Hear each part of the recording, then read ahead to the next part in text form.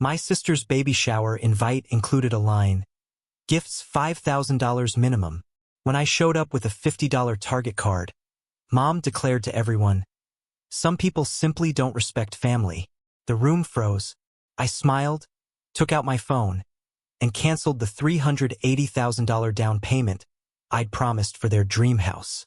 When the realtor phoned them 20 minutes later, I thought I understood betrayal, but nothing prepares you for the moment your own mother holds up your gift like it's dirty trash, publicly shaming you and your child, especially when you were about to give her a small fortune.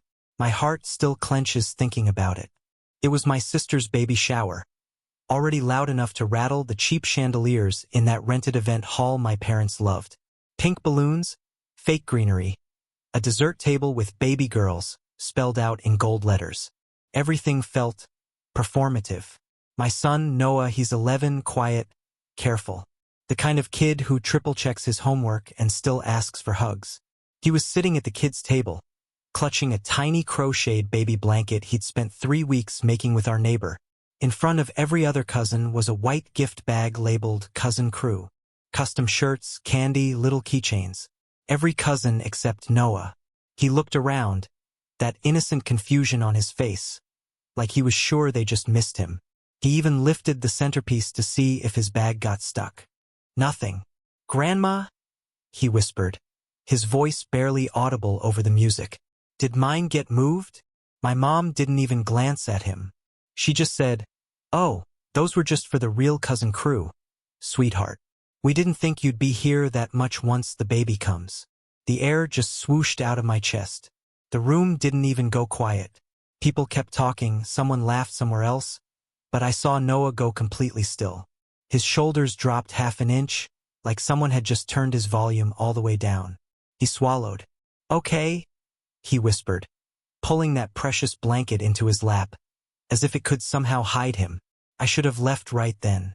Instead, I walked over to my sister, handed her the small box of baby clothes and a $50 Target card tucked into a simple white envelope. I tried to smile, like my kid hadn't just been told he wasn't real family. When she opened the envelope, I saw the confusion in her face, then annoyance. And that's when my mom, who I now realize had been waiting for this moment, picked up her plastic champagne glass and tapped it with a spoon. "Everyone," she called out, way too loud. "Can I have your attention for just a second?" The room quieted. People turned. My cousin paused, punch ladle hovering midair. Mom held up my sister's invitation in one hand and my little white envelope in the other. "When we sent these out," she said, her voice dripping with artificial sweetness, "we put a little note at the bottom, just a small thing. Gifts. $5,000 minimum." A few chuckles. Some people looked around like, is she joking? She wasn't. "We have some very generous family," she went on. "People who understand that when family needs help, we step up."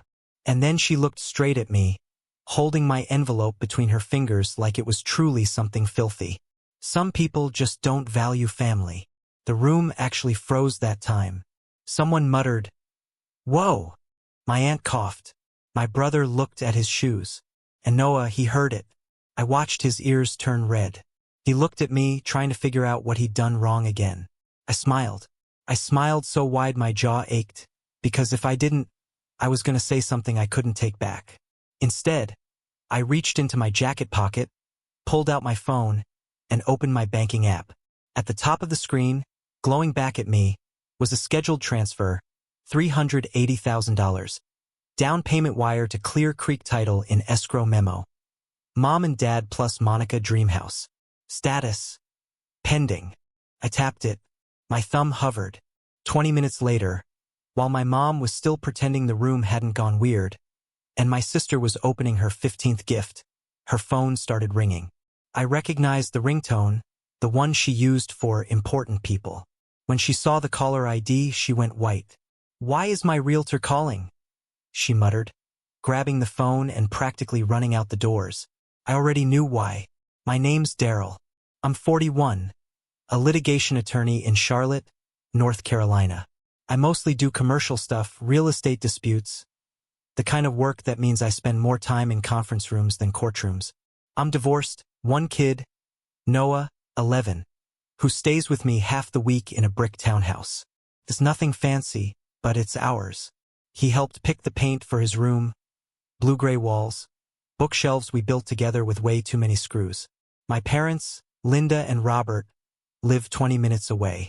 My younger sister, Monica, she's the golden child. An influencer light, married to Ethan, a guy who sells luxury outdoor kitchens but somehow never has actual money. I was always the responsible one. Translation, the one with steady income. Started small. A short-term loan when Dad's truck died for $1,000. Then paying off a surprise balance on their credit card for $8,700. When my first big case settled, I slipped them 10 grand for the kitchen. They bought a 75-inch TV. When Monica got married, they called me in tears because they couldn't afford the venue she wanted. We already told everyone. Mom cried. It'll be humiliating if we cancel. I wired $25,000. When IVF didn't work the first time for Monica, I wrote another check, $15,000. Just don't tell Noah, Mom had said then. Like it would confuse him to know Uncle Daryl was helping create the cousin he kept asking for. Meanwhile, Noah was tolerated. They forgot his 5th birthday entirely. Showed up the next day with a gas station cake and a card that said grandson, with my nephew's name crossed out and Noah scribbled in. At Christmas, there was the year everyone had matching stockings on the mantle, my sister's kids, my brother's girls. No stocking for Noah. Mom said she couldn't find one that matched the set. I kept telling him, they love you. They're just distracted. I told myself the same thing. Easier than admitting my parents treated my son like he was on a trial period. 2 years ago, Dad fell off a ladder and broke his hip. He recovered, but the doctor quietly told me, that house isn't great for aging. That's when I got the idea for the so-called dream house.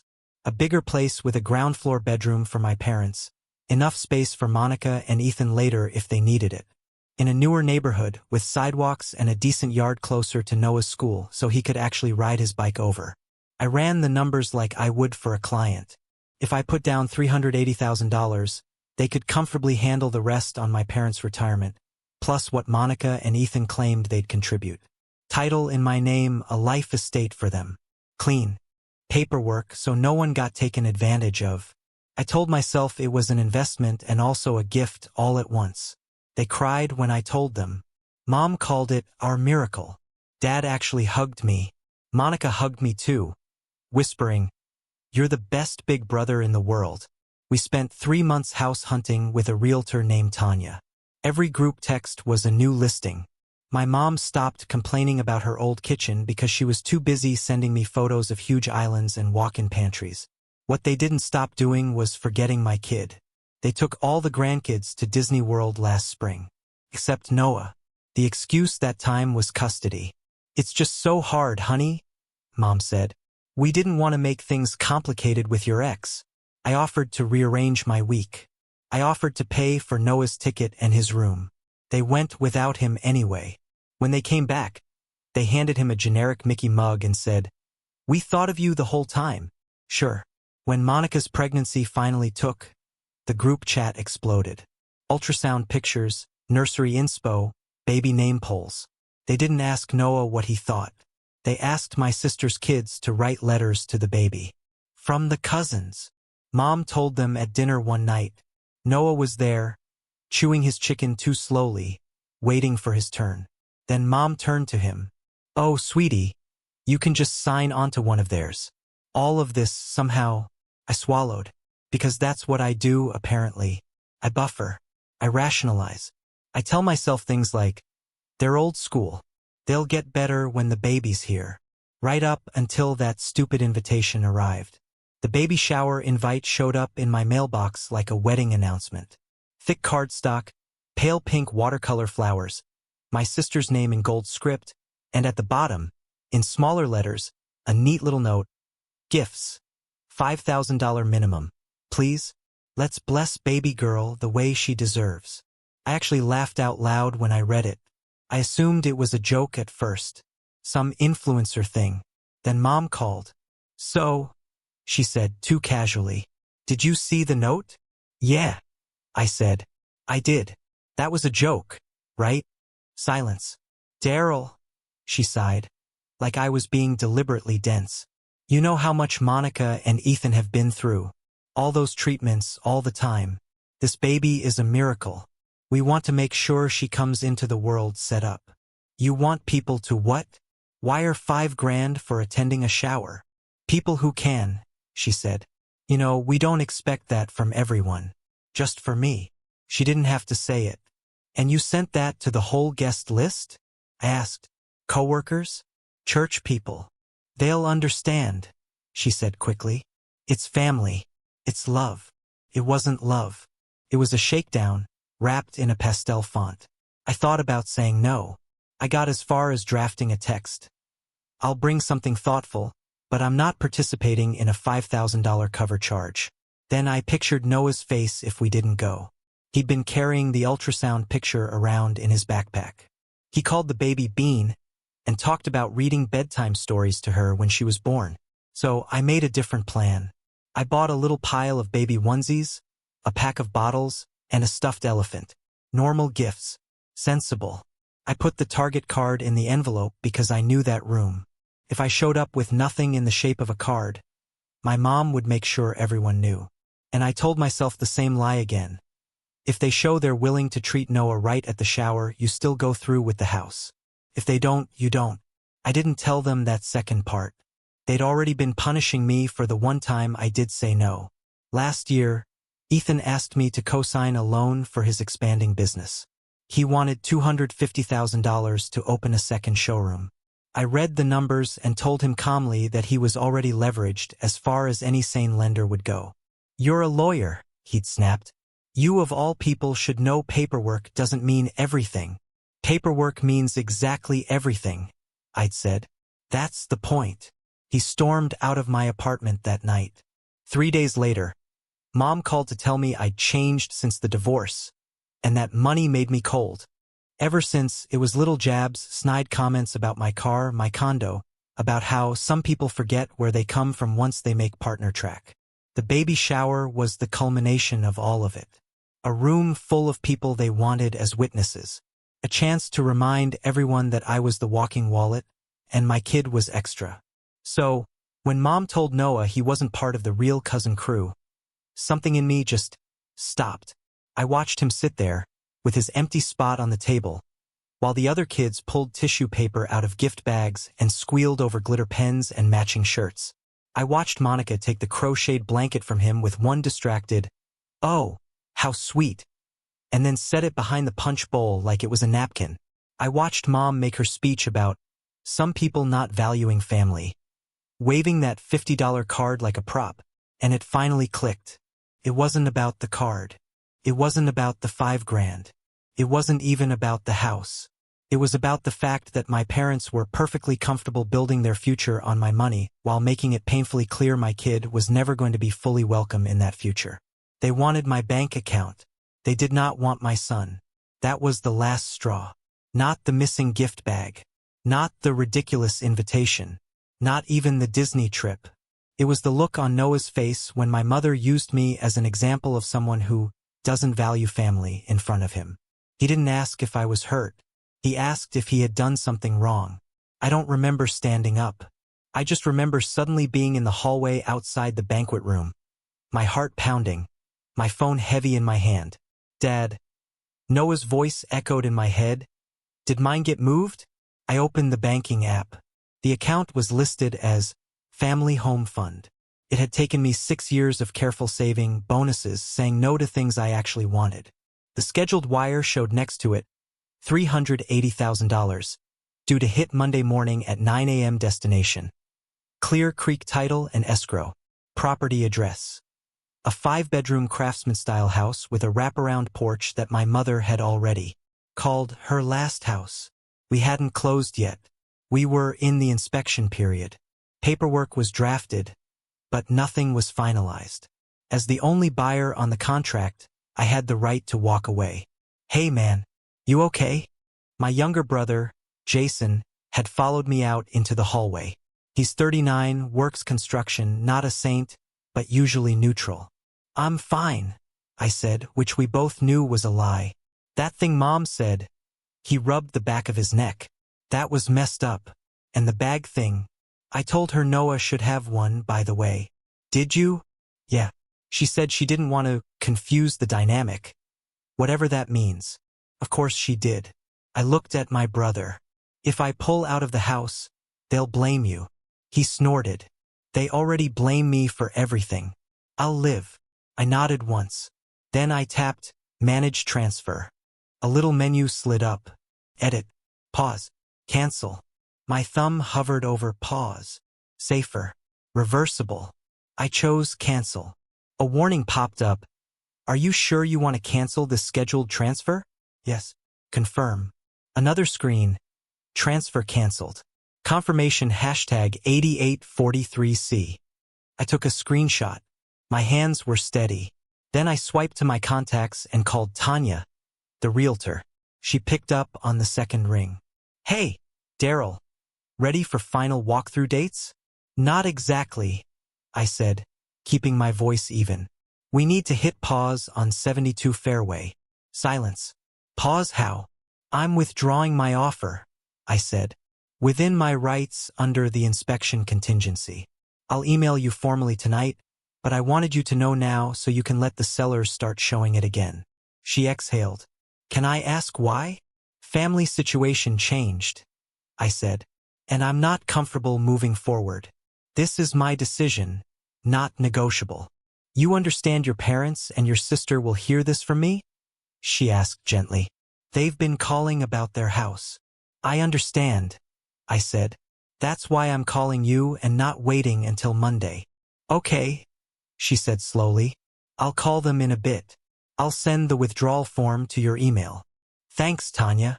I hung up. Then I opened my email and saw her message come in. I signed the digital form with my finger, hit submit, and watched the confirmation screen slide across. Felt quiet. Not triumphant, just very, very clear. When I walked back into the banquet room, Mom was in the middle of some game where people guessed baby food flavors. The tension from earlier had mostly smoothed over. People were laughing again. Noah glanced up when he saw me. His eyes were shiny, like he'd been close to crying but hadn't. I sat down next to him. You doing okay, buddy? He shrugged. Can I give the baby my blanket later? Maybe when she's born. Maybe Aunt Monica will like it more then. You did a great job on it, I said. It deserves better than this party. He leaned into my shoulder. I like ours better anyway, he mumbled. When it's just us. My throat tightened. Me too. 20 minutes later, Monica's phone started blaring her Realtor ringtone. She frowned, picked it up. Hey, Tanya, she chirped. We're at the shower. Her face changed mid-sentence. The color drained. She stood up so fast her chair scraped against the floor. What do you mean he withdrew? She said, her voice going sharp. What? No, that can't. No, the money is for my brother. The house is for my parents and me. He can't just. He did what? Every conversation in the room trailed off. My mother set down her plastic glass very carefully. What's wrong? She demanded. Monica turned, her eyes locking onto me like I'd set a fire. You canceled the down payment, she hissed. Daryl, what did you do? A hush dropped over the tables. Even the kids got quiet. I stood up. My heart wasn't racing anymore. It was weirdly steady. I canceled a gift, I said. One I hadn't actually given yet. Mom shot out of her chair. That was our house, she said, voice shaking. Our retirement. The plan. You promised. I nodded. I did. And then today you stood in front of my son and used me as an example of someone who doesn't value family.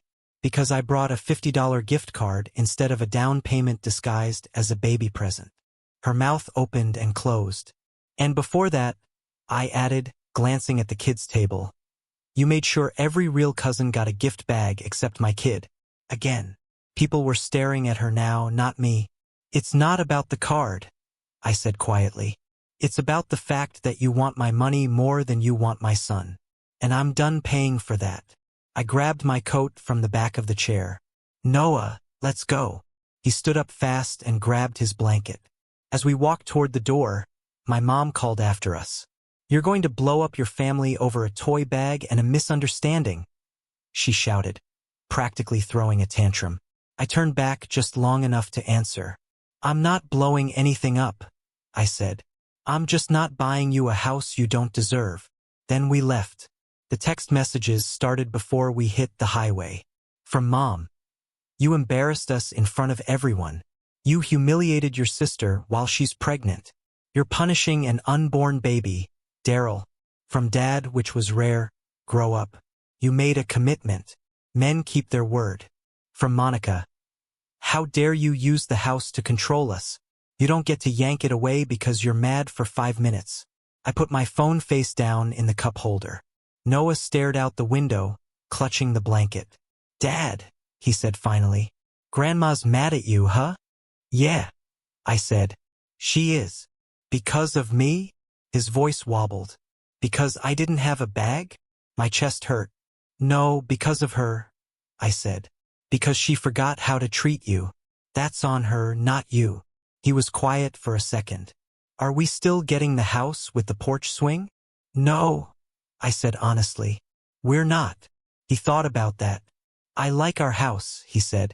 The porch is small, but the neighbor's dog can reach my hand from their yard. I smiled at the windshield. Then we'll keep our small porch. That night, after Noah went to bed, I sat at the kitchen table and typed one group text to my parents and Monica. I'm not your backup bank. The down payment is off the table permanently. I won't fund a family my son isn't part of. Please don't contact me unless it's to apologize to him. Then I put their thread on mute. The next day at the office, my assistant poked her head into my doorway. There's a woman at reception asking for you. Says she's your mother. I sighed. Tell her I'm with a client. I wasn't. I just didn't trust myself not to lose the calm tone I was clinging to. A few minutes later, my office phone rang. It was the front desk.